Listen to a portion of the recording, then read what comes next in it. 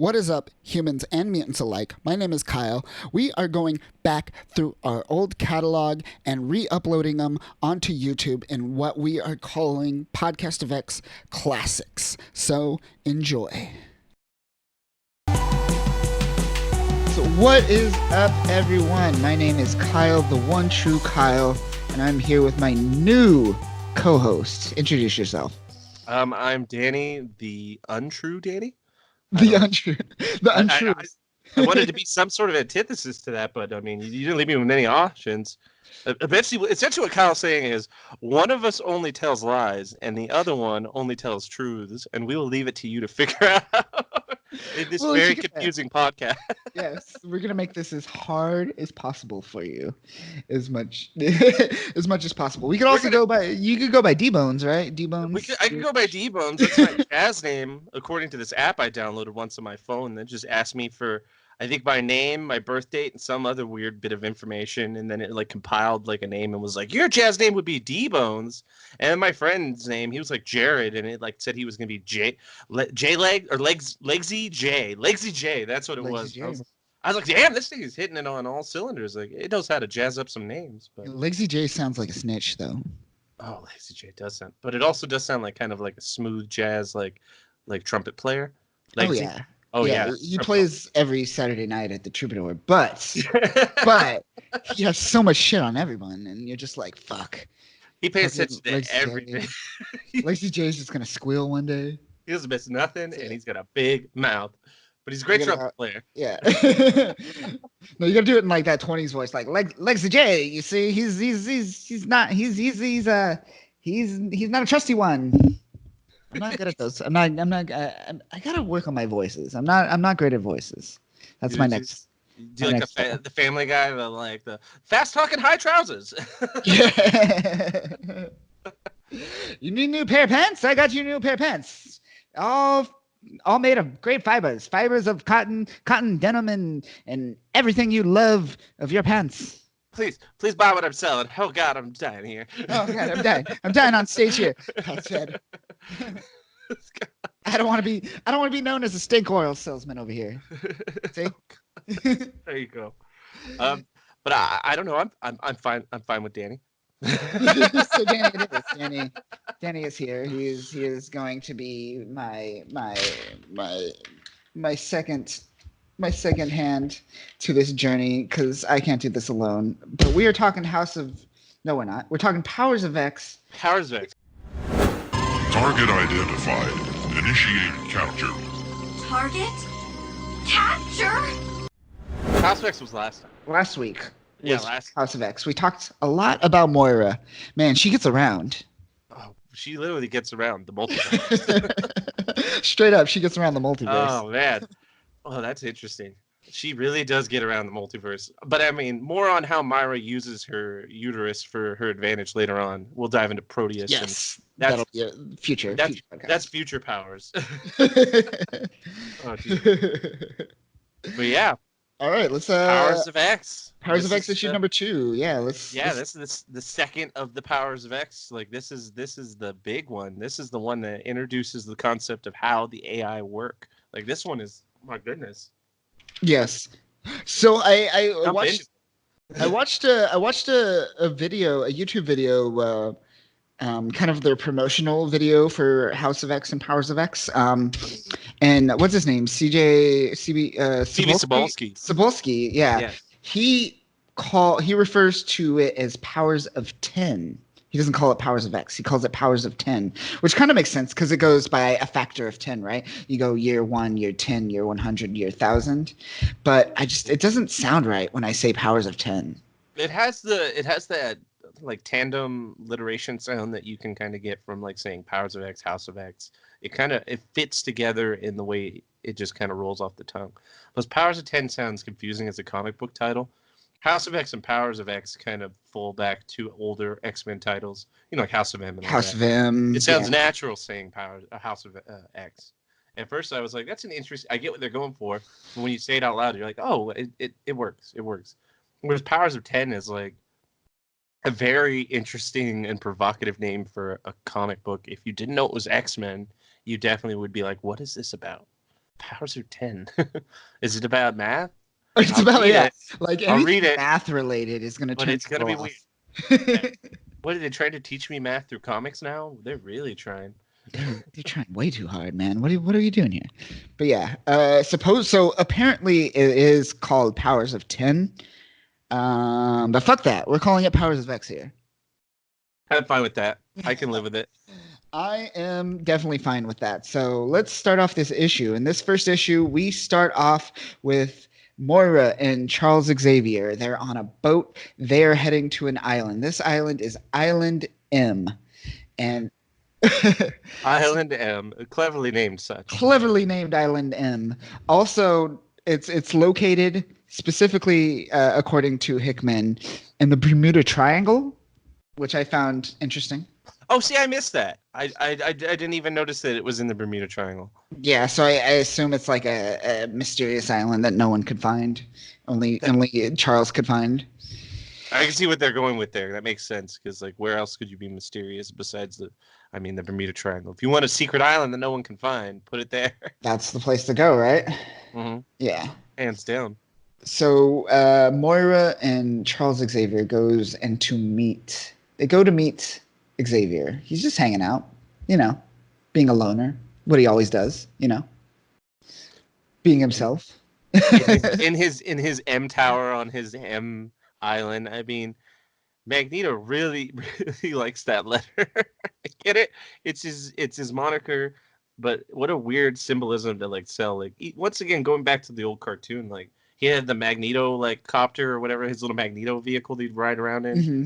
Like that had a giant M on it, and it was like the Asteroid M. Asteroid M, yeah. It's like Magneto is just really taking the simplest approach to his like marketing for his mutant liberation. He's like, just get behind the M.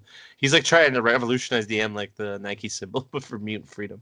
Yeah. He's like, I could dig it, but it's still funny as hell. I wish he threw like metal M's, like he had a bunch of them on him, great. like batarangs. But he'd take them off and he just like just metal M batarangs just being thrown everywhere, and he's just like, haha, metal. Yes. The M is for metal. He replaces his dope symbol that he has on his crest. He gets rid of it and puts an M there eventually. It's like, Magneto, you're taking this villain role like way too cliche and tropey. Right? I mean, he's on an island in an isolated location in the Bermuda Triangle where no one could find him, all alone, just by himself, looking off into the distance. That's like evil villain cliche right there, right? It's just cruel. This is what I've become. This is me. The trope has devoured me. I am one with it. Save me, Charles. Charles! I've been standing here for 10 years. Don't you understand? All I know how to do is menace.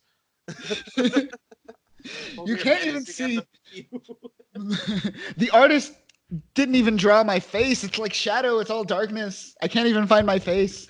It's all covered and shrouded in shadows.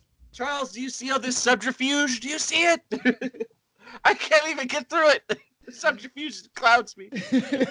Suffocates me. Oh, man. But they were able to arrive to free him from that. And that's the fortunate turn, is that if they would have never showed up, Magneto would still be standing there. Still be standing there, like, for all eternity. Like, even in year that, like, I would love to see that what if story, where it's just like, what if Magneto just stood there? And it's just like 10 pages of him just sitting there, and then maybe the last page is just ascension happens because like he stood there for 1,000 years and then AI just ascended all of humanity, and he's like, okay, and that's it. He just stood there the whole time. He just wrote it out. He did what he did in the X-Men the end, where he evolves further down his like mutation and turns into like pure living energy, but he's just chilling there as an energy ghost standing off. He's like, oh, a seagull. My purpose in this life for Moira is to be right here, and if I leave this, I will fuck up the timeline. But at least they convince him pretty easily with this beautiful trick they introduced last time called "Let me get you up to speed mind read." Yeah, let me read your mind. But before they do that, they play their whole banter game. Charles and Xavier, they're like, "Hello, old friend," and they banter for a while. And I love that Moira just steps in and is like, "Okay, let me just tell you, both of your guys' plans fail, and you're both wrong."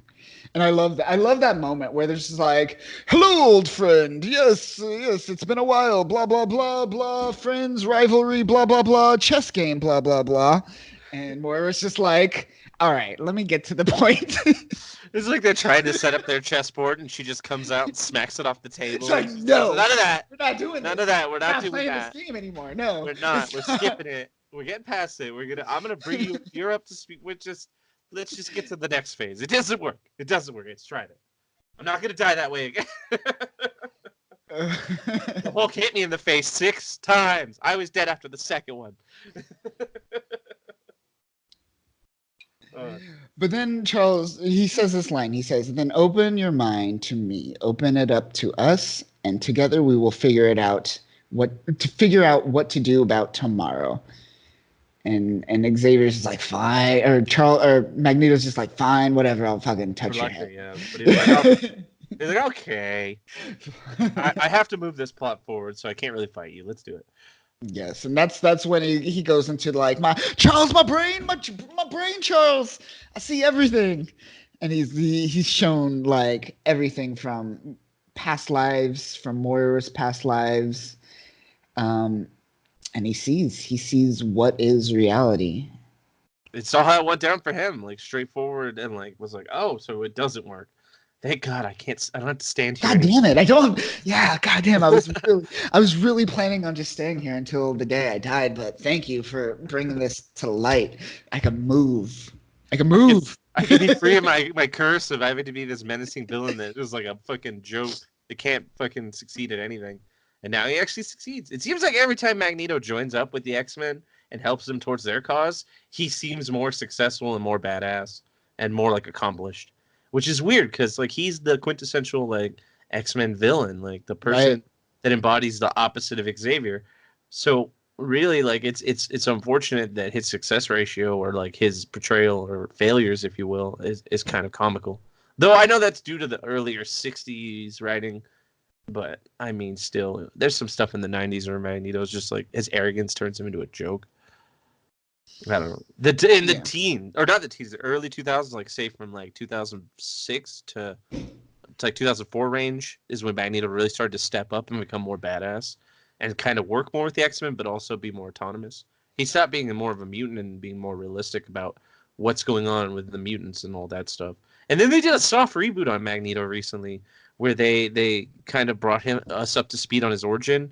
And explain like why, even though he's super old, he's very agile. It's like another thing where he's like, "Well, my mutant magnetism keeps me great," which is kind of cool. But still, that was at least closer to all what's going down with House of X and to build up with this greater story plot. So it didn't have too much of like the older Marvel etchings of like 5 years ago, which I'm fine with that. So it seems like in this scenario, you get a Magneto that's kind of like what happened during when he joined up with Scott Summers, but less of like him being a background character and more of actually flexing that Magneto awesomeness in the main ground, like right up in your face.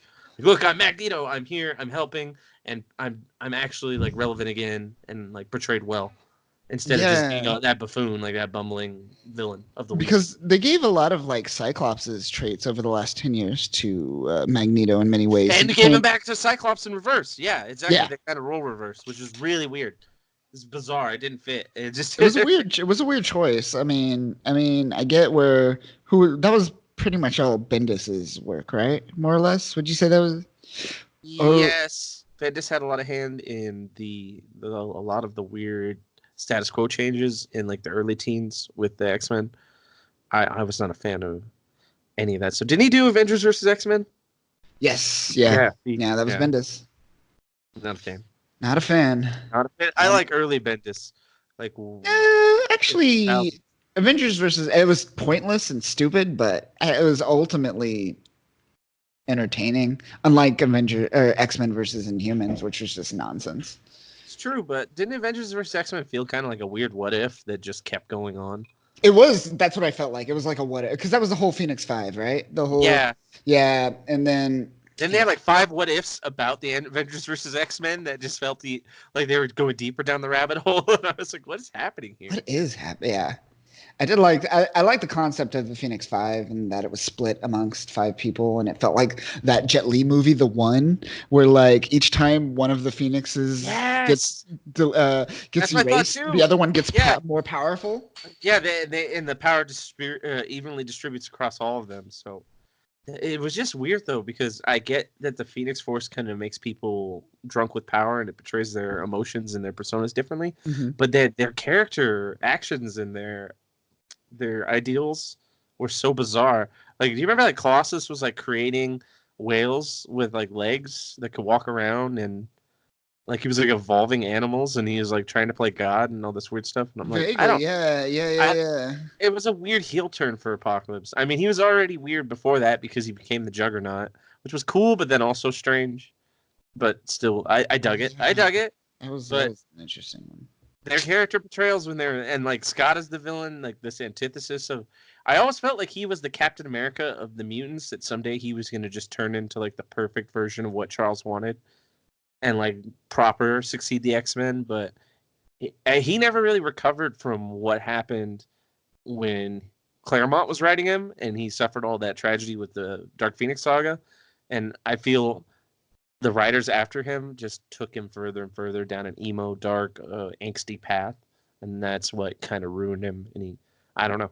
Now Cyclops seems kind of fun, but then it's also everyone kind of seems a little bit out of character in most of Hickman's writing.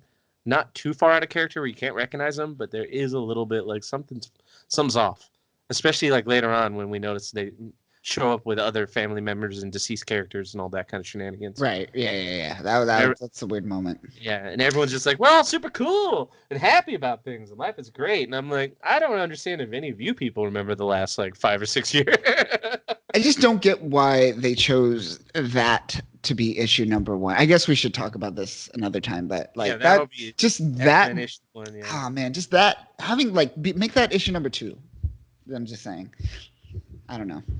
Maybe like kind of added in at a later plot, like a turning point. That's even more of like a midway point. Like they fought a war, they rebuilt their kinship and understanding, and then they all have good character like chemistry. And now this is like the midway point before something bad's about to pop off. And I mean, maybe something bad is about to pop off. Maybe that's like shit's about to go down with Vulcan. Like literally next week, like whatever issue comes out next could be crazy. And like, could be. Yeah. But I'm just down for some more Vulcan later on. We'll see.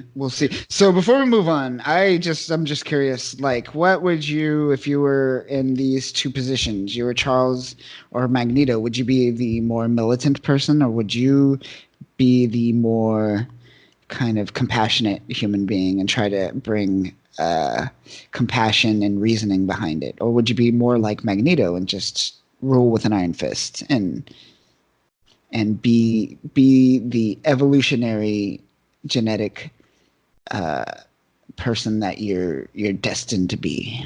Which one would you choose? It would be a tough decision if I had to weigh it from multiple points. Like if I use moral objectivity, I could lean towards Charles, but that's like an idealism that's kind of inbred in a human feeling, just like this one of like wanting the best of everything for everyone. Even though that's still idealism, it's baked into like kind of going back to more of an animalistic nature inside us. But Magneto just seems fun. Like it just right? Yeah. Magneto is just awesome. Like he's this unspoken mutant royalty. Like he's like a king amongst mutant kind without there actually being like a mutant kingdom. He's the unspoken king to the mutant crown. Where he stands, he's got that nobility, that royalty feel to him, where he stands out and has a presence, and he's like, I am this one that is above all and not one to be mistaken for some lowlife, which is not always his perfect portrayal in some other things, but overall, the predominant Magneto portrayal is something of much more grandeur than many people tend to take notice or can miss. And it's one of those things where it'd be fun to be a part of that. It would be fun to have that kind of demurring presence and be someone on top of like a whole society or kingdom, like have that, because that's just his fear. He feels like he loves his kingdom of mutants and he doesn't want his mutant subjects to fall or die. But at the same time, I feel he does have that king's arrogance that kind of gets to him. Yeah, so. Absolutely. Yeah, I would totally choose Magneto as well. Yeah, but like that's a political thing. It's a political choice where it's like, is it the philosophical like road that you want to go down, or is it the character portrayal? So you could split it in two ways, like the persona or the political stance. That's true. But if you look at it like as how Stanley meant to write it, these characters are supposed to represent Malcolm X and Martin Luther King, MLK, right? Yeah. So if you look at it from that perspective, I would argue MLK kind of rose to the top over Malcolm X in terms of culture, right? Like we have a Martin Luther King Day, we don't have a Malcolm X Day. True. It's true. You're right. And the more aggressive responses tend to be the ones that are always demonized, even though the outcomes are usually meant for a more positive upswing. But in the end of the day, you're not gonna be able to overcome the story of wanting to use love or understanding or compassion, the inclusion, the sympathy, because the aggressive hand is going to scare off people. It's like the old saying, you catch more flies with honey than you do vinegar. Yeah. So that's just more of a simplification, but in the same turn, you do find out here, even what Moira dives into, is like Charles's idea doesn't work either. It's like in our political system in a weird way, where you could look at like small appeasement and small compromise just gets us in circles or doesn't move us fast enough to outrun the chaos or the impending doom. Yeah. And that's one thing that is the flaw in Charles's approach. But then Magneto's approach could work if I feel he was on like an Apocalypse level, maybe like with his drive. Mm-hmm. Plus Apocalypse levels of a power, maybe even greater. I don't know. Magneto's pretty strong. It's hard to tell what his limitations are. There are times where he's like, I can rip the earth in half, and then the other times where he's like, you've got wooden paddles. You got wooden paddles, and I don't know how to take all these metal handcuffs. I don't know how that happens. Got me, guys. I'm done. I don't know. Oh man, he'll never live that down. And it's like, I love the guy, but some people just write him really differently. Yeah. Some people make him badass, and other people are just like, yeah. Like when he was fighting Iron Man, he gave up on like trying to beat him because he realized the Phoenix Force was coming and he could sense it, and he sensed all the people dying, just like reaching out through the electromagnetic spectrum. Like he was literally tapping into the electromagnetic force to pull in energy to just defeat Iron Man with one move during Avengers vs. X-Men. And when he was doing that, he realized, oh shit, there are hundreds of thousands of beings out there dying because of what's about the impending Phoenix Force and what's happening. And it awestrucks him into like disbelief. And that allows Iron Man to just leave and book it and like take off. But I mean, at one point he threw a building at him, and that was dope. I have that as like a wallpaper. So I still love the moment where Magneto just goes, fuck it, I'm done with you, X-Men, and he just rips out all the adamantium from Wolverine. Yeah. He's just like, all right, I'm done here. I'm done with you guys right now. And he makes like an example of him, and I'm just like, damn. It turns into feral Wolverine that has no nose, which was in Bone Claws. In Bone Claws, yeah. Which is weird, and people are just like, "Oh, you just have claws under there." Oh, so yeah. It's not like that's not the adamantium just popping out. You just generally have claws. Okay, cool. Just there. All right, cool. All right. I like the writing decision that came up to that because that wasn't the case. It was adamantium at one point, and then and the staff was like, "Well, wait, if we take the adamantium, like Wolverine doesn't have his claws anymore. Like, how do we make him? He just punches people, and then it's just like, okay, he has bone claws. He has bone claws, sure. Yeah, so just hit a moment where, like, Wolverine is just a hairy, angry dude who just really short and just goes around and pummels people. He's just like a feral dude, like a crazed fan. He just scratches people with scratches him with his hand. So we get this mental patient off of me. What is he doing? I'm getting. You couldn't kill him, so they're just shooting him over and over again, just gunning him down. He doesn't have his adamantium. He's just constantly being brought down. He just keeps scratching you, and you're just like, oh my god, he's not doing anything to me. I can't shoot him. I can't do anything to him, but he's clearly not doing anything to me with these scratches. Gnawing into my arm. He's about to bite off a chunk of flesh. Get this animal off of me.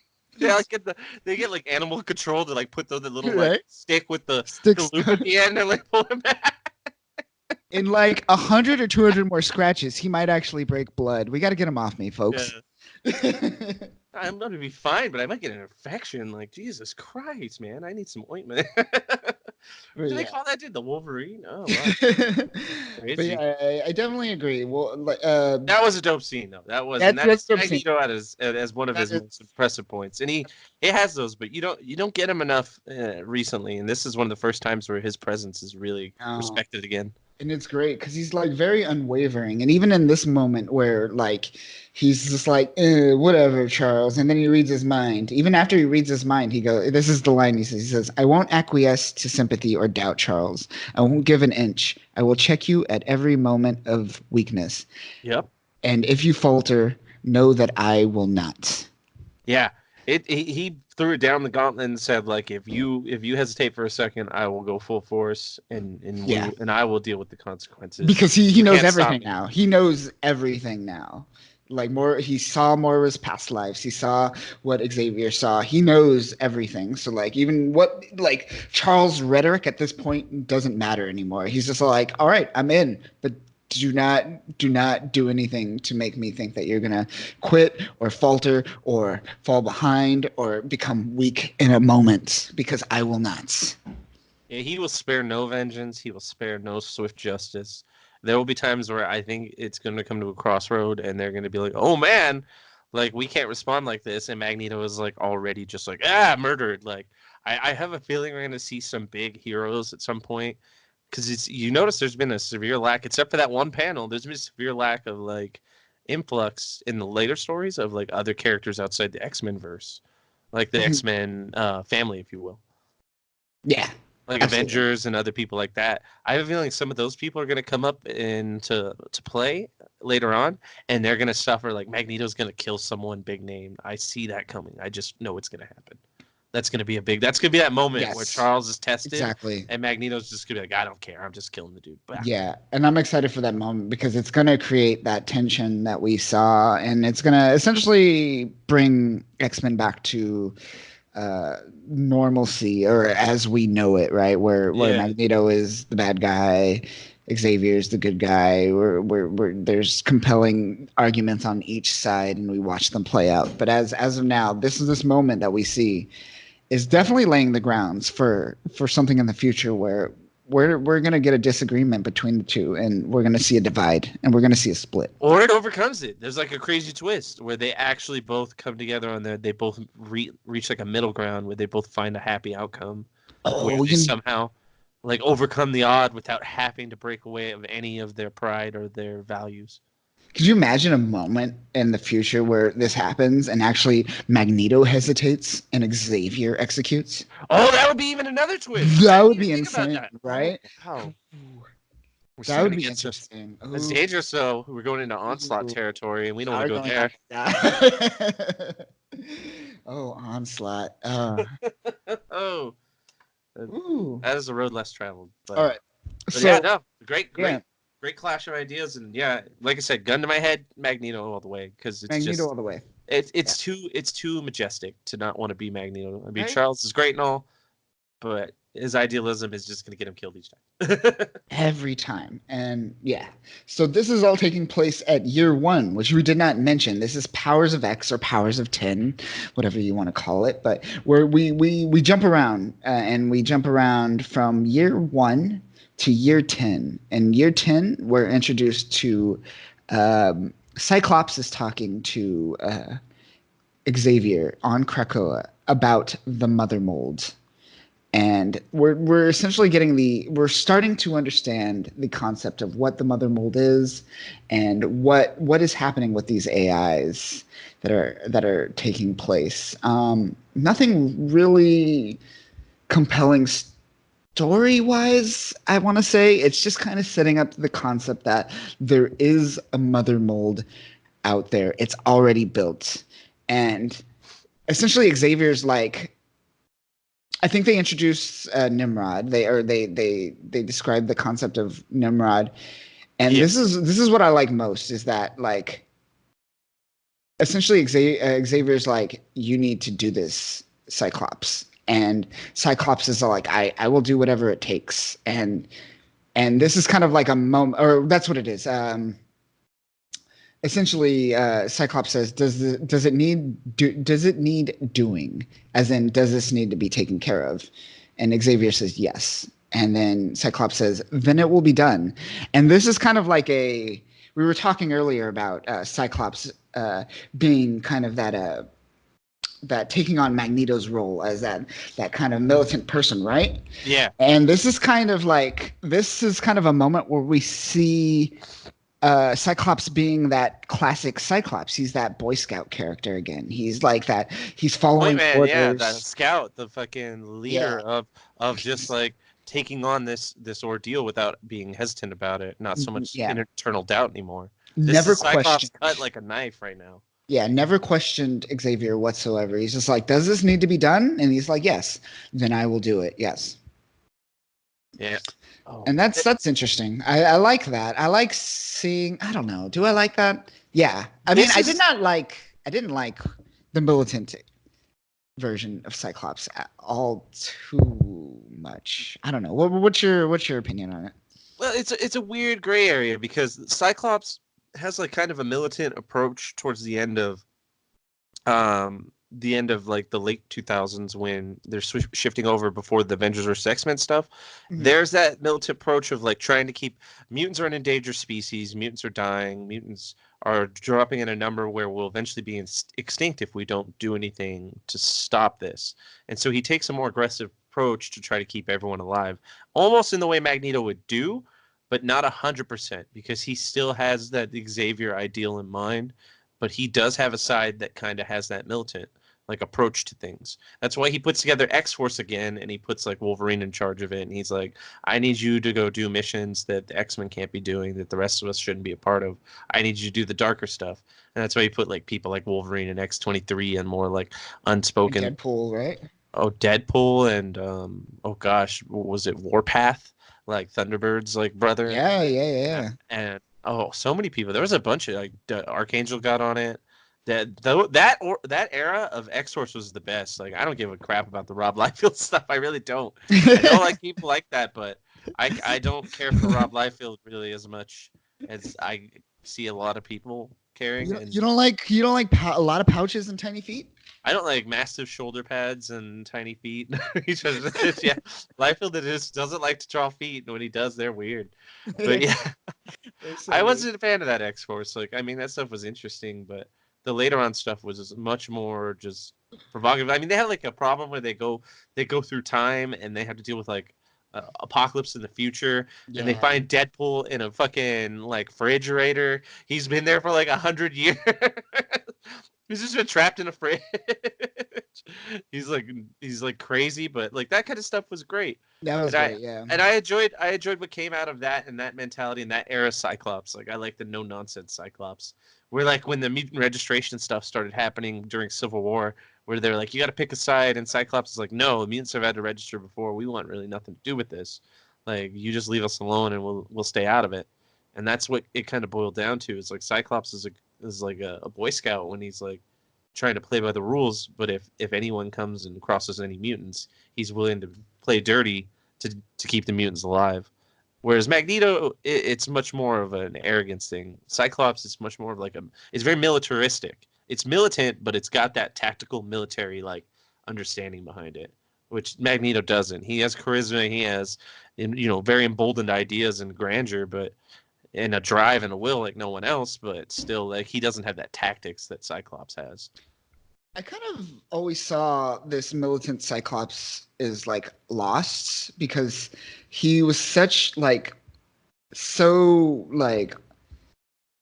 committed to Charles Xavier's like goal, and like when like he wasn't there for them and he abandoned the X-Men and Cyclops had to take over. I feel like he was kind of like lost, and he was just like, well, fuck, I don't know what to do. Well, Magneto was pretty cool. Maybe I'll act like him now.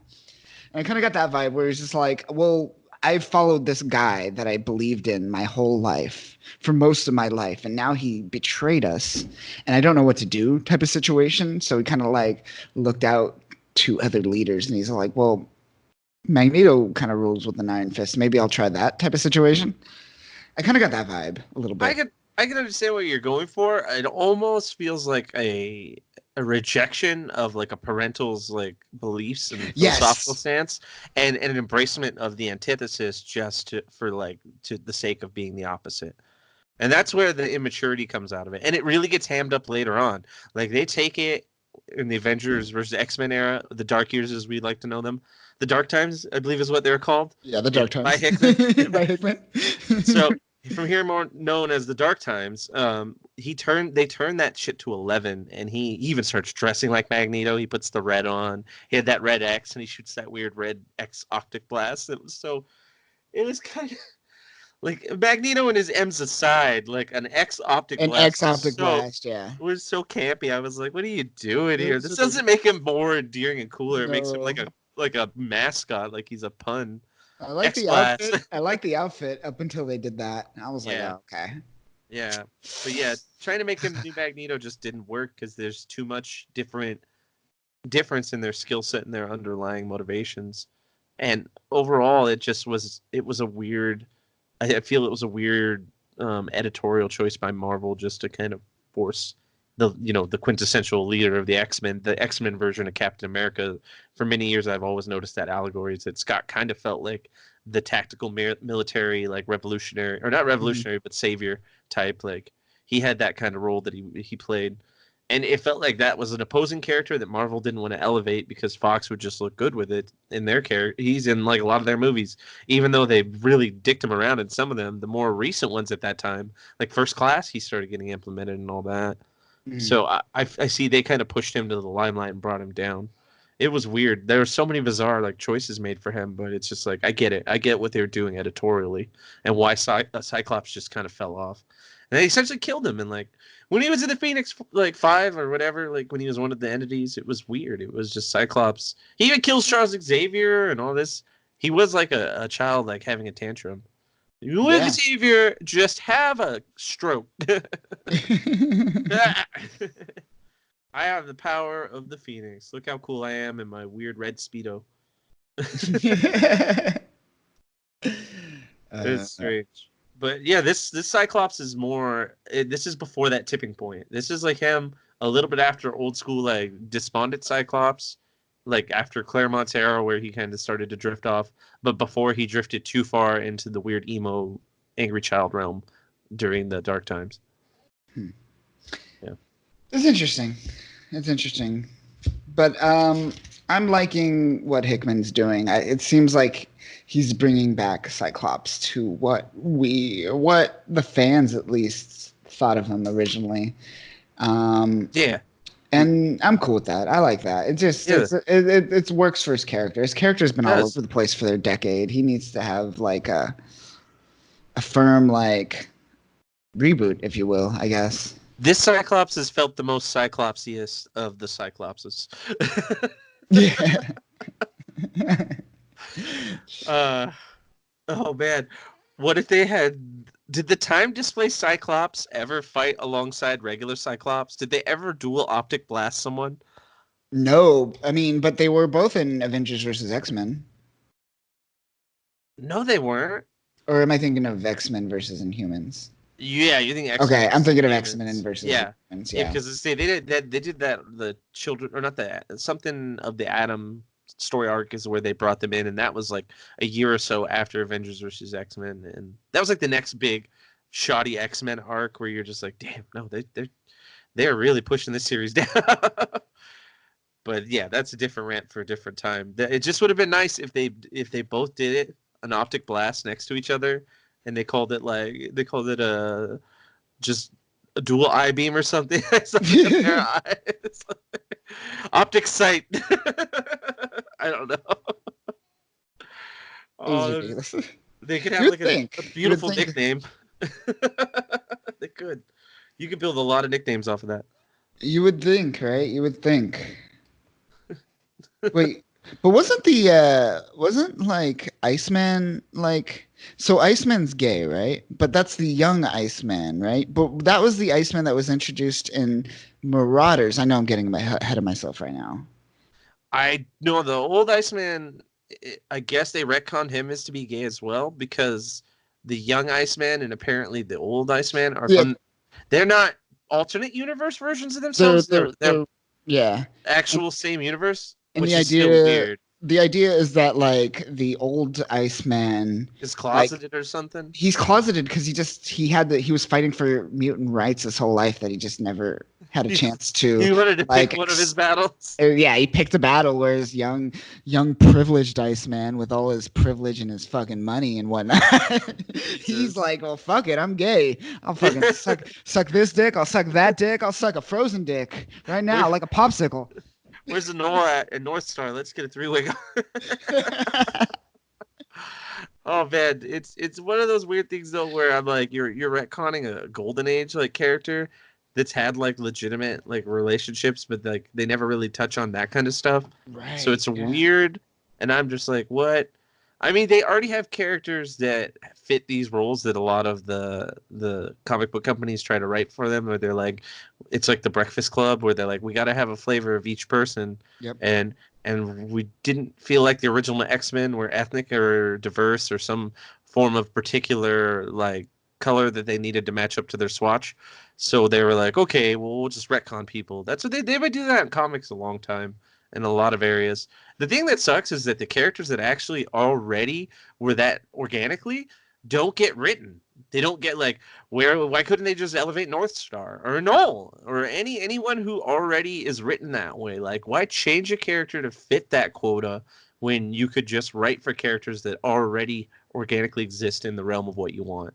Like that's lazy writing. That's like why push another character up to just push another character down? Like it's one step forward and one step back kind of situation. You know? Yeah, exactly. It's weird. Yeah. I don't know. But you know, come on. I mean, I'd be down for some more North Star. I love the Alpha Flight characters. They're ridiculous. Let's get North Star. So Let's bring back Puck. I want Sasquatch. I want them all, man. Let's get Wolverine on a team with them. I want Alpha Flight. Yeah. Oh god. Kinda, but I don't. No, I don't. Yeah. I don't know. So one thing I didn't note on is during this conversation with the Cyclops and Xavier is that essentially Charles is telling him that this is the moment when Nimrod's going to be online. And essentially Charles is like, this station is like 10,000 miles away from Earth, orbiting the sun with essentially no way back. He's essentially saying that this is going to be a suicide mission. And that's when that's the part I missed when I said, like, does it need to be done? Then I'll do it. And that's the important key factor that I missed here is that essentially Charles said, hey, you're going to die. Can you do this for me? And he's like, yeah, I'll do it. I'm down. I'll give it a shot. Yeah, Sure. why I got not? nothing Sure. else going on. I wasn't really busy today or anything. But yeah. But yeah, no, he really kind of just went into this role of like, you know, fight or flight, and he decided that he was going to fight and take on this challenge for not only Xavier, but it seems like he's got a clear like leader mind in his head of like the true, like you were saying earlier, the true Cyclops, where he's like, I got to step up and I got to be the dude who can actually lead the charge into the breach for the X-Men, for the people. I don't care if I don't make it out, but the rest of mutant kind will if I have to sacrifice myself. Yeah, exactly. So that's cool. I'm excited to see this version of Cyclops. But moving forward, we go to year 100. And in year 100, we start on asteroid K, and we're met with Wolverine. And Wolverine's talking about these two characters, Silabelle and Percival, which we're going to find out later who they are. But as of now, just they're mutants, right? Should we talk about them now, or should we wait until they're kind of like explained in the story, which I think is like the next Powers of X issue number 3? I mean, of note, they have striking resemblance to obviously other mutants. Like you can tell that they have lineage in the X-Men like mythos. You look at them and you're just like, oh, One of them looks like it might be related to Nightcrawler. Other one looks Yes. like it might be related to maybe Colossus. I don't know. Magic. I was getting Or magic, but yeah. Magic, but Rasputin bloodline. Rasputin Bulletin, yeah. Yeah, like Fuck. that's why I got with the sword, but the skin kind of was just like, oh, okay, that kind of has a Colossus kind of feel to it, the way her skin kind of malleates. But that's just the thought. But that's really all we can note on them right now. All the other stuff is really more prevalent when we get to that part. And then so we're met with these two characters kind of talking with Wolverine, and Wolverine's kind of talking to someone, and you see Sila Bell kind of hand off a flash drive looking thing, and they're passing it off to Apocalypse. And essentially Apocalypse is saying that this thing, this flash drive type thing, kind of contains all the information needed. Essentially what he says is all information reduced down to their essence. The machines are composed of pure information, a repository of knowledge. So essentially everything they need to know about the machines, about the mother mold, is contained within this flash drive for the most part. Yeah, I mean, they explained Apocalypse today. It backed up all of his photos and his music and everything on there. And then it's like, don't lose that. That's the only copy he has. Yes. And he basked in the glory of, he was like, finally, all of my stuff. Took you guys long enough. 1,000 years to make me a flash drive of all my information. Finally. But it was interesting to show that he was introduced in a way where he was actually going to be a pivotal role in this overall future mission, because like they're jumping around timelines. And that was the part that caught me real quick, where I was just like, oh, wow, we're really getting like hot with this timeline story. Like it's both stories are heating up at the same time, like with the same kind of like not espionage, but excursions kind of building up. And that was a real nice transition, because it was just like, oh, and Apocalypse is going. He's not sitting this one out. You're going to get some action. Yeah. And then we cut to Nimrod, and he's just talking to some minions. Now, Nimrod is, you wanna like give like a brief on Nimrod from like the past a little bit. I guess the best I could explain him for like the most simplistic terms is like Days of Future Past. All of those robots were kind of like Nimrods. They could morph and change and do that. But maybe elaborate a little bit more on what he could, what his potential is, what he could do. So basically, for the most part, the Days of Future Past timeline is the best point to kind of reference. Mm-hmm. The whole time travel shenanigans was just a thing that was built on top of what already was going on. Days of Future Past had this whole plot of an X-Men is time traveling the future. And of course, as Hickman has highlighted, the artificial intelligence doesn't want to be one-upped in any way, shape, or form, so always tries to keep pace with the mutants. And they send a almost Terminator-esque type concept of a robot back in the future to stop the past being prevented. I mean, literally, it's around the same time. Wouldn't you say, like, Days of Future Past came out, around the same couple of years as Terminator 1 or 2? Oh, yeah, for sure. 1 at least, I think. Because it has that vibe in it. It really feels like the machine being sent to the past to annihilate the person that's trying to save the future. Like, that concept is ingrained in it, and that's really inherent in what Nimrod is, because it's a killing machine. Like, Nimrod straight up is probably the most advanced Sentinel that the X-Men had ever dealt with. So much that I believe in the Second Coming storyline, or one of the ones around that, the Messiah Complex even, they have like this crazy time rift that happens, and all these Nimrod pour out, and all the X-Men at that time that lived on Utopia had to fight him, and it was like this massive brawl of just like Nimrod fighting mutant after mutant, mutants losing their arms, mutants getting killed, like Nimrod's getting blown up. It was chaos. I mean, the X-Men have a hard time with just one Nimrod. You put an army of them, and it's like it's a bloodbath. So Nimrod is a force to be reckoned with, just even one of them, and his capabilities are kind of weird because he's like a super advanced computer, or artificial intelligence even. He's a super advanced machine. His abilities of conceptualization are far beyond that of even average intelligence. So he's deadly in so many ways. You couldn't really even hone it in on what his weaknesses are, because he can evolve and advance in a way that'll counteract anything you try to do to him. Like the Days of Future Past Sentinel concept of learning is at a level in Nimrod that is rivaled to I hasn't seen it really risen to by any other Sentinel model. Like maybe some of the more unique ones like Omega Sentinel and all that kind of stuff, but your standard Sentinel model, it adapts, but in a way that is dwarfed by Nimrod's speed. Like Nimrod will adapt as you're attacking. The Sentinel usually has to take damage, then adapt to it. Nimrod's just like, oh, countermeasures. Like instantly too. Yeah. Trap card. Kaiba, what are you doing? Oh Jesus! Like it's too funny, man. I'd see the X-Men try to take on Nimrod was just like watching like a bear bat around like fish. But it's interesting to see that he's hoisted as the main, I guess, the main protagonist for this, or antagonist, I would say, because Nimrod is more of like an emotionless hunter-killer kind of character that's being kind of let off the leash by usually a greater intelligence or a greater control. And in Powers of X, he's portrayed as like the mastermind behind a lot of this, like the shot caller. Like he almost feels like the technological response to what Apocalypse is. Like I got that kind of Apocalypse feel to when I looked at Nimrod, that kind of embodying godlike presence, like just Olympian, if you will, kind of.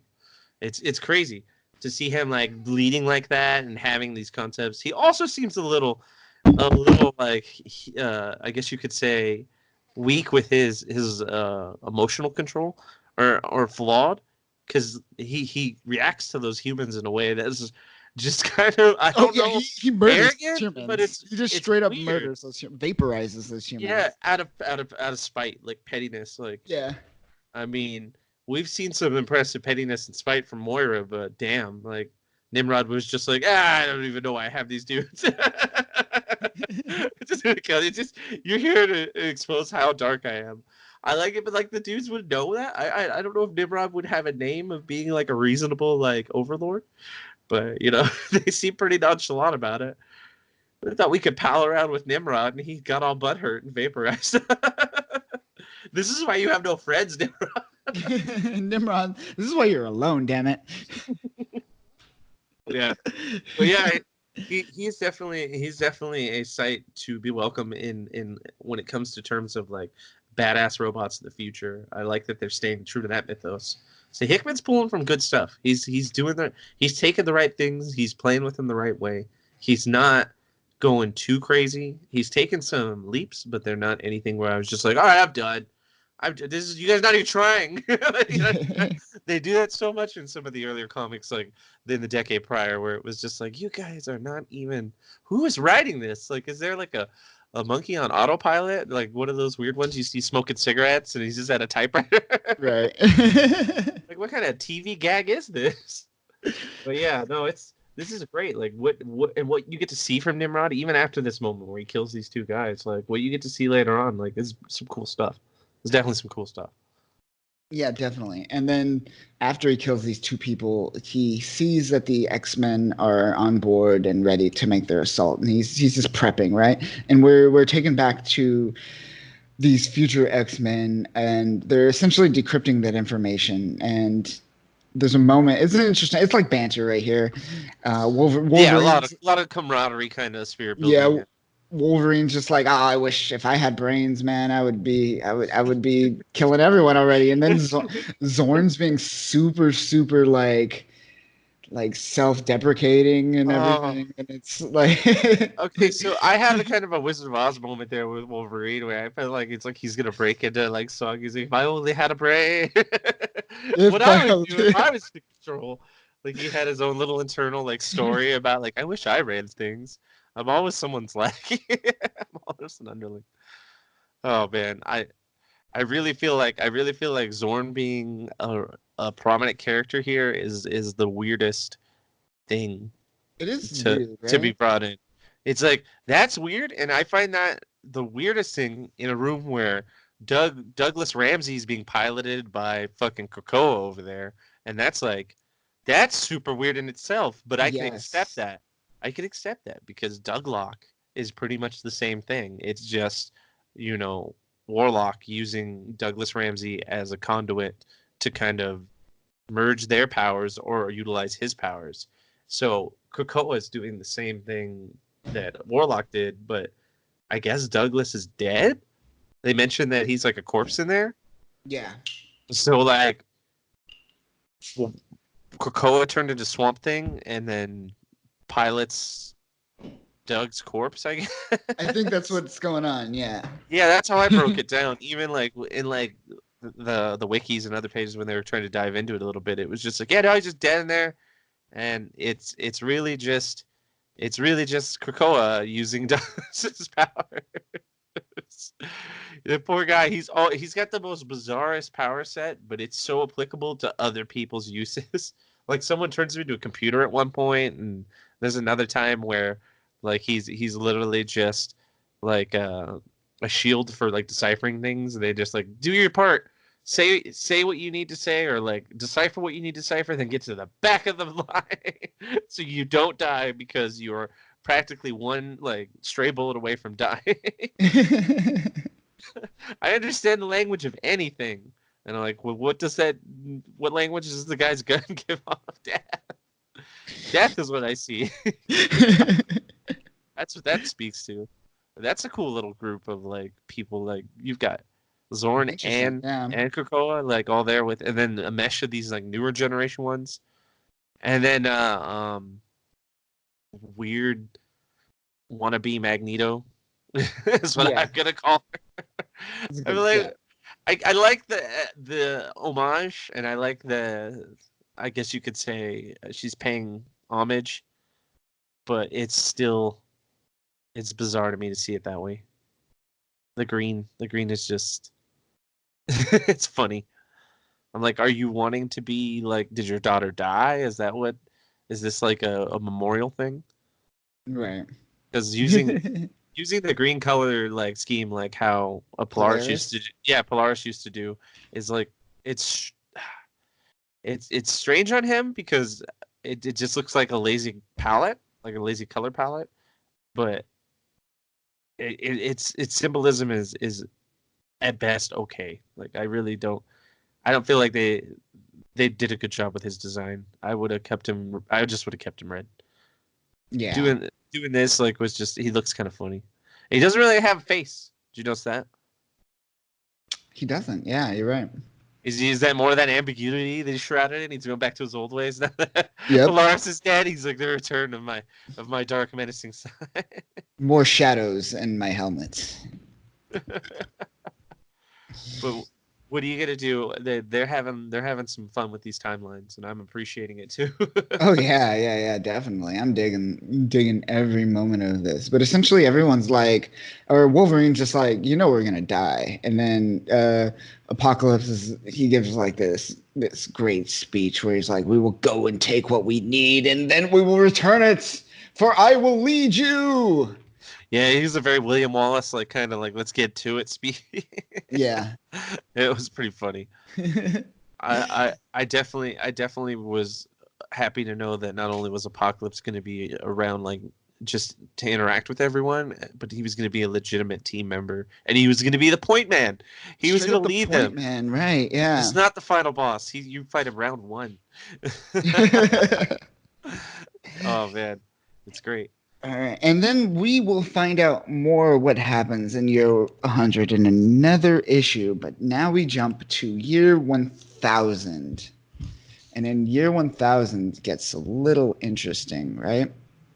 This is where we get these blue humans, and we're led to believe they're this techno-organic virus human mutant hybrid type thing, right? Yeah, it's like the More new or evolutionary like human like machine. Like it's like slowly society just grew into machine Exactly. hybrids of just interlacing with cybernetics or nanobots. It's just so many different things that are now ingrained into their weird genetic makeup. They rocking that blue kind of reminds me of Apocalypse. Rocking that blue hard, yeah, definitely. And so I forgot what I was going to say. So essentially, what happens is they're met with the phalanx, right? Oh, I should have mentioned that Yeah. the character that we're kind of being shown throughout year 1000 is the librarian. And we kind of see her here and there throughout year 1000, but she's going to play a bigger role, and we know when they introduce what happens in Moira's sixth life. So we'll put that in the back burner for now, but just know that the librarian's kind of like our passenger, our character that we see the world of year 1000 through her eyes, I guess, kind of.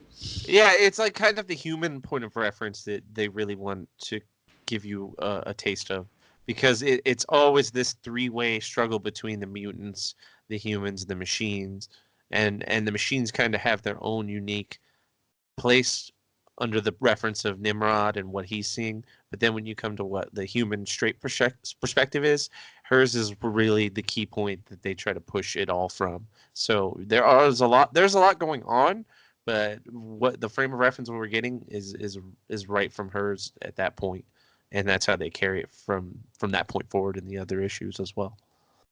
But they intertwine as well, like Nimrod and her, and then the X-Men as well. Yes, correct. And I think she mentions in the first panel, let me go back real quick if I can find it. Yeah, the first words out of her mouth were, "So Nimrod did it work?" Yeah. And essentially she's talking to this orb, which I think this is what Nimrod evolves into, these orbs, which are the world mind, essentially, right? Yeah. Nimrod evolves into the world mind, which is essentially a collective consciousness, right? And so do we want to dive into that? Should we just break down the let me talk. societies, or will we do that at the end?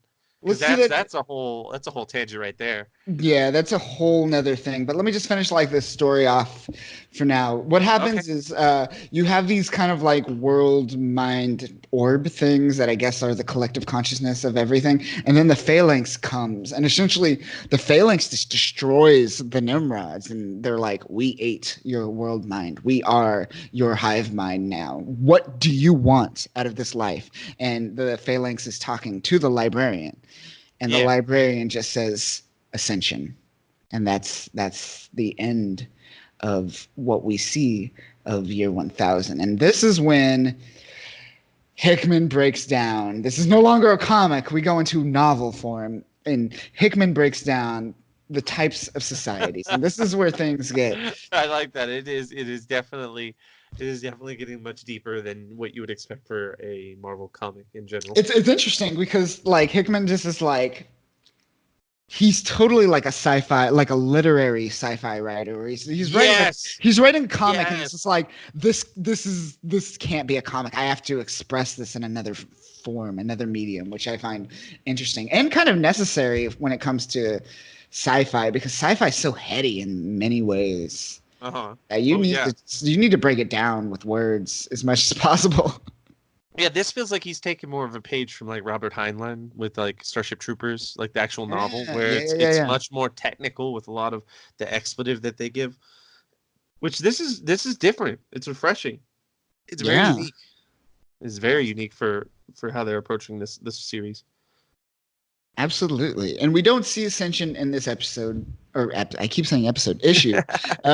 She just, the librarian just mentions Ascension, and that's where we kind of are left off, right? Yeah, that's the big, like, that's pause on this world for humans, and then they jump over to the expletive essentially about how the societies and the machines all break down. Yes. That's what we get the lead in, is like, what it's like they show you what happened in the comic, like how it all breaks down, but then they explain it to you in the final pages. Yes, exactly. So let's dive deep into that now. You ready for this? You ready to? I'm ready for this. I had to read this like 4 times. Yeah. Okay. I remember I went through it because then like in the end when they added more stuff, I tried to understand how it corresponded to the original build that they were one off, but I get it. Powers of 10, it's all coming into play again. It's great. It's how it all works. Fucking brilliant. It is. Look at that. Such a niche thing. Like they made a mathematical pun in an X-Men comic title. Right? Right. Oh man, only It feels appropriate there, it but is it's appropriate. it's beautiful. It's just like what a culmination. Absolutely. Yeah. So let's do this. Let's do the society. So we start off with Kick it off. Would you say it's S1? S1 machine, right? Yeah. Okay, so machine, a single machine mind that is a direct copy of an existing sentient mind or represents the equivalent thinking power of a single sentient mind of a species. So this is just a regular So like human or like a human or robot, right? So or you just have a mind. yeah, If you one die, individual being. yeah, if you die, your mind dies. If the machine dies, the machine dies. Like there's no hive mind, there's no collective consciousness. It's just a singular entity controlling a singular physical body, more or less. Yeah, just a single form of species intelligence. Because Uh, you could still be like an individual intelligence on a greater thing, but if you operate autonomously from the greater thing, you're still an individual intelligence, unless you're networked into it. So it's like you could still break it down. It almost doesn't even have to be a single creature. It just has to be a single based object that has its own autonomous existence. exactly. Any artificial intelligence, a human's considered one, an artificial Or like intelligence is considered one, a machine, a sentinel is uh, considered one. or like an amoeba, or you can get down low. An Yeah, amoeba, yeah, yeah, just any just type of smaller. singular Yeah, sentient mind, right? yeah. All right, and then we move on from there to S10, hive mind, a collective of individual machines with an unified thinking power of up to 10 machines. While there are hives composed of more than 10 machines, regardless of which species they are based on, ones with more than 10 machines working as a collective begin to fracture and deteriorate as a repressed individuality of each machine overwhelms the hive. Note, unlike intelligences, hives are mature individual intellects working together that were not created to naturally reach an S1 beyond their machine state. So essentially, a regular individual machine can never become a hive mind. It has to be a collective entity from its advent. Yeah, it's like it's not designed to excel past that either. So it's locked in as its purpose is meant to be a hive in its functionality, and Mm-hmm. it's not upgraded past anything beyond that. That hive mentality locks it in, and its place in the packing order can never be changed. Is at least how I interpret that. Yeah. And it seems like if, like how it mentions, if a hive mind goes beyond 10, it's possible, but it begins to deteriorate. It just seems like it kind of branches off and becomes a separate hive mind from one another after a Yeah, while because it becomes too big and yeah, it's no yeah. longer a collective. Yeah, exactly. Because when you get into the next tier, it gets a little more complex, and like it wouldn't just be the amalgamation of hive minds. It would be a much more larger. It would be something based off of the first tier being re-implemented in a grander scale, whereas the hive Yes. mind is something unique to its own kind of functionality and design. Like you could see, like drone bots would be a hive mind, and drone Yes. You bots got a would not. collective drones Yeah, of yeah, or yeah, like spider drones, kind of like unique, like little smaller ones that one focus, one task. They just keep doing it over and over again, and they're not going to vary and like evolve into a super intelligent. yeah. Yeah, Hopefully those drones won't. that I mean, I guess, but their practicality and implication are like really limited, and their scope is so small. I feel like they're set in just one mode, and they're just a bunch of them working together, but they're not particularly intelligent in a grand fashion. Yes, correct. All right, and that moves us to the next phase, S100 to 10,000. This is intelligence. And intelligence is a thinking machine created to be an amalgam of at least 100 machines acting in Mhm. harmony towards a collective goal. Note, the Supremer, aka the Cree Supreme Intelligence, is considered Mhm. an amalgam of direct copies of Cree philosophers and thinkers that were merged into a single intellect. So that's the first time I think that Marvel has mentioned this concept as the Supreme Intelligence has been around for a while. It was Yeah, in Captain Marvel, but to like kind of like I guess categorize it in this way, it's never been seen this way before, right? it's never been broken down in like the greater scheme of how the artificial intelligent hierarchies work, and like how you can demonstrate how machines and intelligence can work in tandem. So I feel like this kind of labeling of the Kree supreme intelligence kind of puts it in a nice umbrella and a little easier to grasp. I didn't even think it was anything more than like some sort of unique computer system, but I also didn't know it was a makeup of like the philosophers and like a bunch of more radical thinkers or unique thinkers of the Kree timeline. Right. I thought it was just like an actual, just like An artificial they intelligence. created it like they made a supercomputer or something. Yeah. All I can think of is Moses when I look at it, because it's the Super Best Friends episode from South Park where they so every time they show the Kree Supreme Intelligence in the comics, I just picture You this. see like the Tron like Yeah, the Tron. Yeah, exactly. It's so ridiculous. It's so ridiculous. I dig the concept of what the Supreme Intelligence is though, and how they use it and how it uses the Kree. It's funny. They've had some weird stories about nonsense that it's pulled and then they've been kind of hustled by. But yeah, it's a weird thing to think of, because then you're like, okay, does that mean there are other things that kind of meet that criteria? Like I'm sure there's stuff out there that's similar to the Kree Supreme Intelligence that we could put under this category as well. I just feel this is their first time labeling something like this, like bringing it into that kind of fold. Yeah. But I'm sure that there are more that they'll point to later on. Like the Phalanx is another one, but that's farther down. That's another already existing thing that they brought into this, which is kind of cool. So what I'm trying to think, what else would be considered an intelligence based off of this category in the Marvel universe at this moment? I can't think of anything else at the moment. Supreme Intelligence is. Who is like an amalgamation of like a bunch of machines or mechs or like androids or cybernetic biological beings?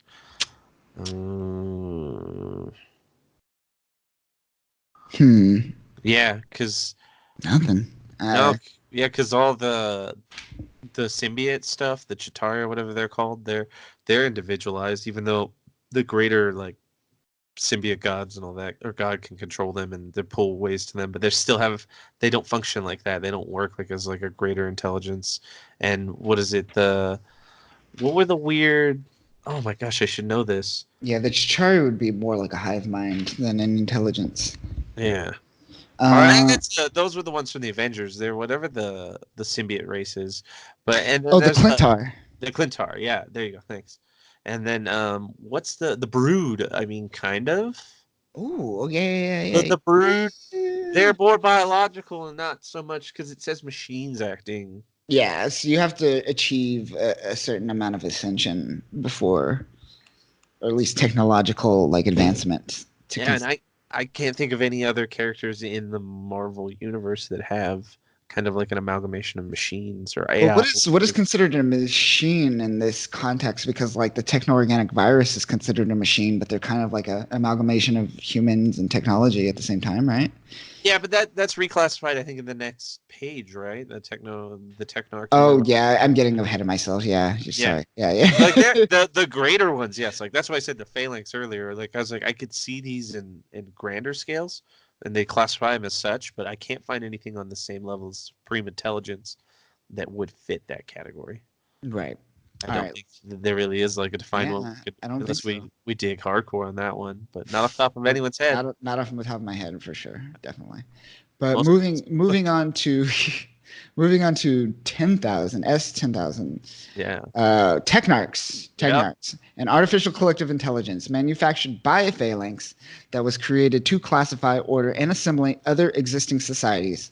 This repurposing of societies is a technarch's sole purpose. A technarch exists as a singular node, often taking the shape of a world, but can be any series of planetary objects or formations, called the Kavich. How would you pronounce that? Kavich. Yeah. So I'm going to go Kavich. So each Kavich is controlled by an alpha intelligence called the Magus. Each technarch believes it is the only technarch in existence. Technarchs are invisible to other technarchs. So what happens when a technarch meets a technarch? I guess they just keep going on. They don't even care. They just don't even acknowledge each other. They even they probably pass through each other like as if they're nothing. Like they just kind of flow over each other. I don't know how that even works. Like what if one technarch is assimilating another thing and another thing is getting assimilated, or that thing is getting assimilated by another technarch? Exactly. Like, do they right. meet? They have like a Lady in the Tramp moment where they meet in the center. Meet in the center and kiss, yeah. Or just rip whatever that is in half. Well, we've assimilated enough of this. We're done here. Nothing left to assimilate. Jesus. So what was Warlock? He was he's a phalanx, or no? He was a part of the Technarch. Technarch, right?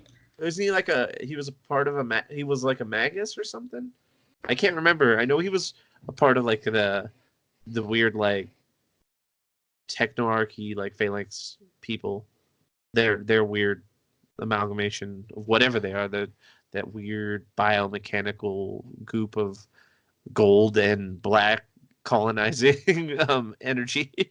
According to Wikipedia, Warlock is a member of the alien Technarchy, a race of mechanical organisms survived by infecting living creatures with the techno-organic transmode virus. Which they are the offshoots of what the phalanx creates them. Essentially, I think that this Technarchy is what kind of where Hickman's getting this concept and delving into this concept of Technarchy from. A little bit. Yeah, and then what's the Magus again? Because it's just the controller of the Technarchy. But what is the Magus? It doesn't really explain what the Magus is, though. Yeah, I'm trying, because if it's like the helm of the Technarch that controls the whole symbiosis of artificial intelligences, then would that mean that the Magus is a step above, or is it just a part of the Technarch? Like they're all supposed to exist together. One regulates the other. Okay. According to Fandom Wiki, the Magus was a ruler of the Kvitch, a homeworld of the Technarchy, and its most powerful being. When his son Warlock fled the homeworld due to his fears of having to face his father in mortal combat, the Magus pursued him to Earth in order to kill him, arriving on Earth following winter in the form of the meteorite impacting near the expansion. Okay, yeah, I remember that from the animated series. Actually. Yeah. I was like, oh, you know what? This is coming back to me. Yeah. So yeah, he's essentially kind of like a herald for the phalanx. For the phalanx, essentially. Yeah, because he's or even better, he's like a shepherd for the phalanx. He's supposed to keep watch over the actual technarchy and the actual alpha intelligence. Or that it's an alpha intelligence that controls the other intelligences below it. Right. That's why he went after him, because he was like, all right, Warlock, you have a role to play here. It's just funny that they have that kind of. I mean, well, I guess Warlock was an anomaly. He was quote unquote a mutant in his own species because of the way he thought, and that's why they let him on the New Mutants. I was like, that was a weird reasoning, but I dug it enough. Yeah. And really, it's just weird to see that, because if they're all pretty obedient, I wonder why a Magus is really even needed. I mean, how many times has something like Warlock ever happened? According to him and what I've read before in the wiki, not really often. Yeah. Yeah. Interesting. One thing I didn't note is that the first three types that we discussed, machine, hive, and intelligence, are considered planetary societies, whereas what we're talking about now, technarchy and beyond, are considered galactic societies. Oh, okay. I see what you mean. Yeah, because it exists in much of a larger scale. Like you pull it back from even planetary orbit, going into different star systems. Oh yeah. I see what you mean. Yeah. All right. So moving on to S-100,000 is World Mind, which is what the X-Men are trying to stop, or what they were teased in this issue. A world mind is a celestial object, commonly a planet, that has been wholly converted into a singular intellect. These intellects possess a godlike intelligence and act on a timeline of millennia. On the Kardashev scale, a world mind represents a Type 2 civilization. Do you know what that means? I honestly, I looked it up when it happened a while back, but then I actually forgot it like instantly. Let's see. Let's see the Kardashev scale. Civilization. Let's see. Kardashev scale. What is this? Measuring a civilization's level of technological advances based on the amounts of energy. This measure was proposed by Soviet astronomer Nikolai Kardashev in 1964. Oh, all right. Yeah. All right, yeah. So Hickman's just pulling on concepts from scientists in real life and bringing What it year? into this. It's in 1964. 1964, yes. Oh, good times. Cold War era scientists. Cold War era scientists. They had a gun behind their back.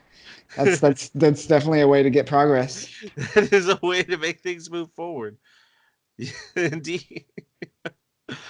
Oh man, I like how he kind of melded it into that though, and how he breaks down what measures the actual sizes of the different intelligence. According to the Kardashev scale, there's planetary civilization, stellar civilization, and galactic civilization. So for the sake of X-Men, it seems like he completely removed the stellar civilization, which is can use and control energy at the scale of a solar system. So one solar system's worth. Instead of just one planet. So yeah, you've got planetary civilization, right? That controls a planet. Then stellar civilization that controls the solar system. Yeah. The Milky Way, or Yeah, like our solar system. Yeah, or the Milky whatever, Way, yeah. Whatever solar. And then the galactic civilization is the whole galaxy, the whole Milky Way galaxy. If it was or whatever galaxy it is. It would be wouldn't it be like us in the Andromeda? No, because the Andromeda is we're in the Milky Way galaxy. So but wouldn't it be multiple though, or just one? Just the Milky. I think it's just one galaxy, right? So that's the idea. Like the Technarchy, like if the Andromeda Galaxy Technarchy met with the Milky Way Technarchy, what would happen? They wouldn't even know each other were there, I guess. So I guess it ends at that level at the scale of galactic. At a galaxy level. So it's not universal. It's not like no, it's not like you control the entire universe. You just control the Milky Way galaxy. Yes. And then in the solar scale you just control that solar system, our sun-based solar system. And then planetary wise you would just control Earth. I get it. Okay. I was just curious because I was like, how does what if you have like can you control two galaxies? Right. Is there anything for that, or is that like is there anything bigger? Well, we have the last one, which is let's just go straight to that S100,000. Wait, where did the mouse go? Oh, there it is. Okay, no, 1 million. S1 million. A phalanx. Yep. Yeah, a phalanx is an interstellar society that operates on a galactic scale and represents an intellect that has a total control of a host galaxy. At this level of society, an intellect exists only to expand its own intelligence by consuming lesser societies and to control the energy needs that expands demands. If a phalanx encounters a society that is worth consuming by adding it to its intelligence needs, then ascension occurs. If a phalanx encounters a society that is not worth adding to its collective, then it will succeed that society with a techno-organic virus. This virus will eventually produce a Babel spire that will summon the Technarch to repurpose that society's waste from the universe. Damn, that's so brutal. I don't even want you to be a part of us. You can just go away. Right? Wow. Technarchs do not know that they were manufactured to serve the phalanx's cause. True, that's true. I always forget about that. So that's interesting. So you could just even the Magus not know? I wonder. Right. I mean, he's an alpha intelligence, so he would be the smartest, but maybe even he doesn't know. Maybe he's just a cog in the wheel. He's just a cog in the wheel, I think, controlling the world mind, more or less, or not the world mind. What's it called? Is it Technarch? Technarch. The Technarch. and not even knowing that there's a higher power above them that could be controlling like their needs and desires. So the phalanx seeds those things like, oh, you're not worthy. Here's a virus. Almost kind of like the celestials seeding planets in many ways. Yeah, it's a very unique like paradigm. I appreciate what he's kind of taken lengths to build here, but what's the deal with the unique like the unique scientific symbols that he uses to represent like the different types of That I do not know. hierarchies? Like I was really taken aback by that. I was like, wow, he really added some legit like science It looks really cool. based math based makeup to it. Like it's really something that I couldn't expect. I couldn't expect from like a basic Hickman story. Like I know he writes twists and turns, but like this was new even for Hickman. It's It's really unique. very like almost like the atomic structure in many ways. You see, um, but I don't know. I don't know if this represents anything. It just looks kind of cool. I feel like he's trying to break like a down like a movement process. It almost reminds me of like a circuit board or some sort of travel of like energy. And like he's just in the final one, he's showing how like the technarchy can jump to the phalanx goes from there, and then you have the world mind in between. I'm like, From wow. from from what I'm looking at, it looks like so you look at machine, right? You see kind of Uh-huh. like a tiny dot revolving around a giant dot.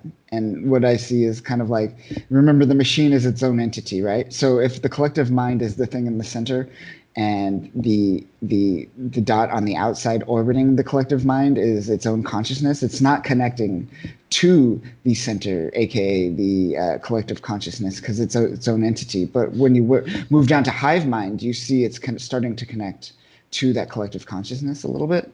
Uh-huh. This is all visual, so this is just my assumption of it, but it Yeah. seems like he's kind of showing you a visual representation of what this is because these are heady concepts. Like even a sci-fi fan is gonna like read this a couple times to understand exactly what they're getting at. So like visual representations are definitely necessary. I like that it gives you like multiple different hive minds and Yeah. which is interesting. The intelligence, see, I don't get the intelligence because the intelligence is, it seems like, oh, that makes sense. No, it doesn't. That doesn't make sense at all. I'm confused. So it seems it's all like feeding into the collective consciousness is feeding into multiple different consciousnesses from the outside, but there's also that revolving dotted line on the, I don't know. I don't know. I don't get it. I don't get it. It looks like there's like a more of a layer of consciousness that feeds into the greater collective consciousness. So there's one main consciousness that's receiving a direct input from like there's the inner consciousness is what I'm looking at in the center, and then going up from that is a just standard main consciousness that I think would be like all the average intelligences. Right. And then on top of that, the outer one would be like a probe or I guess extended type of intelligence that kind of deals as like a outer shell of understanding that feeds what it knows to the inner circle, which then feeds it to another inner circle, I guess is the best Damn. way to explain it. Sure. It's like they've got double intelligent breakdown filtering. It's like maybe you could say like a satellite, and then in the center there's the ground crew, and then there's the main intelligence that's in the center of the Earth. Like you could have people on Earth, and then above them would be the satellite, and then the center of the Earth could be like a supercomputer. That's like a really layman's term way of breaking it down. Yeah. But I that, mean, but as a whole intelligence that functions like that, like that's just a physical representation. But imagine if it was a symbiotic intelligence that had parts of itself that understood things and interpreted down the chain, which is yeah. still really convoluted. And then when you look at the final one, I'm just like, this reminds me of like a weird play on like skeletal structures or like I said, circuit boards, like chemistry skeletal structures. Hmm. But I'm looking at it and it looks like the world mind is operating autonomously from what the phalanx is doing because the phalanx is out creating more technarchs Yeah. and the world mind has no in between to that. And It's weird that they seed like the phalanx seeds technarchs instead of yeah, seeding world minds. You would think it would go straight to world minds, but rather it seeds technarchs, which then evolves into world minds eventually, I imagine. yes, Exactly. It's crazy. It's definitely it's a lot. It is. And I probably still won't 100% get it for many years. And then eventually one day I'll be like, oh, I get what he was going for. Yeah. One day. It all makes sense. You got me, Hickman. No, it's good stuff, though. I mean, I really feel like this is out of left field. Like, I was not expecting anything like this in these chapters. When I heard him writing, like, different stories about the different lives of Moira, I was like, all right, well, how's that going to play out? But then he goes and does, like, this in Powers, and you're like, well, this is something surprising, too. Like, right? You take like you literally left, right. He 10x's your confusion, like, one after another, which is interesting. You're just like, well, fuck, these are a lot of lives to understand and like to follow. And then he's like, well, if you thought that was hard, check this out. We're gonna go 1,000 years into the future and show you how everything's kind of coming together. And you're just like, well, okay. And then you could say that the first rendition of like how the intelligence builds, like the first three, are very complex. But then he's like, we can still keep going, and we can still keep going. Yeah. And he builds on it, and you get up to points that just excel. But it doesn't let down. It is all in base 10. So everything goes up. It stays true to its name. Yeah, powers of 10. Who would have thought? Powers of Roman numeral X. There you go. Powers. Both people win. You still get to call it X, and it's still a number. There you go.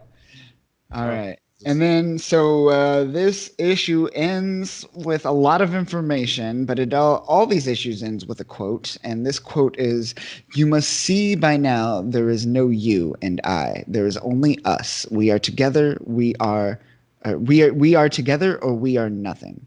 And this quote is from Professor X, which is very fitting for this episode. I said it again. Episode. Issue. Very fitting for this issue, considering it's all about collective consciousness. This episode of Podcast Z. This episode of Podcasts Roman numerals 10 to the power of X.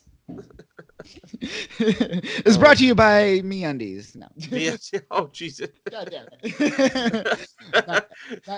Not yet. All right. But that concludes Powers of X, or Powers of 10, whatever you want to call it.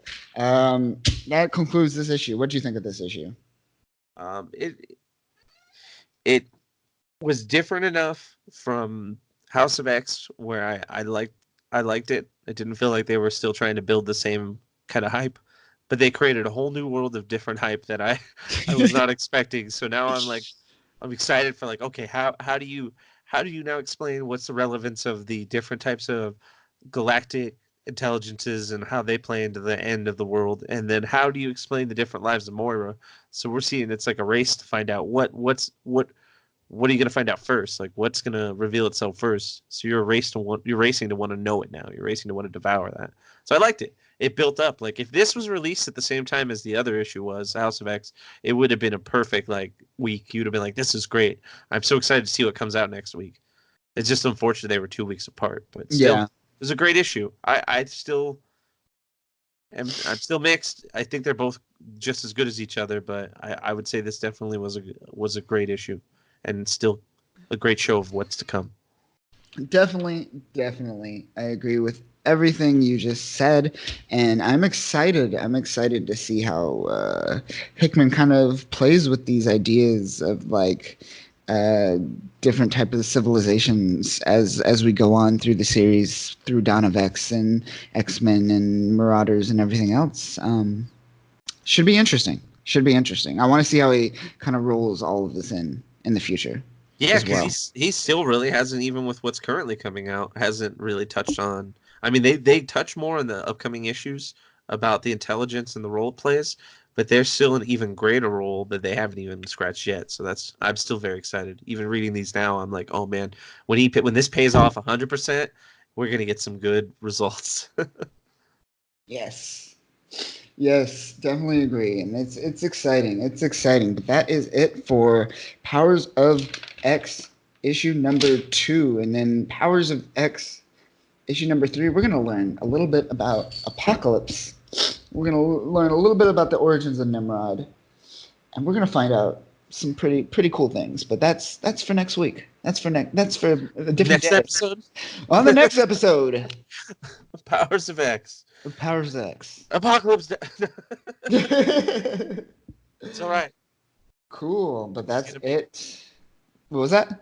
I said he'll make it. He might die, but he might also make it. He might make it. We'll see. We'll see. Make it after all. He just might make it after all. We might just make it after all. Do. Picture Apocalypse doing Like the little Apocalypse, like that. after Like, all. that's in his head. Like just murder and chaos is happening, but in his head he's just like do. Oh yeah. Do. It's like that. What was that? The Dragon Ball Z abridged, where Nappa is just like punching people, and like in his head he's just like singing a song. It was like the theme song to like Baby's Day Out or some like really weird, like very child friendly movie, and he was just humming it. And it was playing in his head while he just like ripped jets in half and blew up like helicopters. Yeah. That was good. That show never fails. Yeah. So that's Apocalypse. Yeah. Yep, that's Apocalypse in a nutshell. Oh, good times. Good times ahead. That will be a fun Good times ahead. Fun one, but also a slightly jaded one. But it'll be a fun one. Yeah, we'll get there. Yeah, we have a lot to talk about that. But that'll conclude this week's episode, and we'll catch you next time for more House of X and Powers of X. Catch you guys later. Thanks for listening. If you liked this episode, we are going back through our classic episodes and uploading them onto YouTube in what we are calling Podcast of X Classics. So be sure to be on the lookout for more classic episodes. And be sure to check out freespeechgeek.com.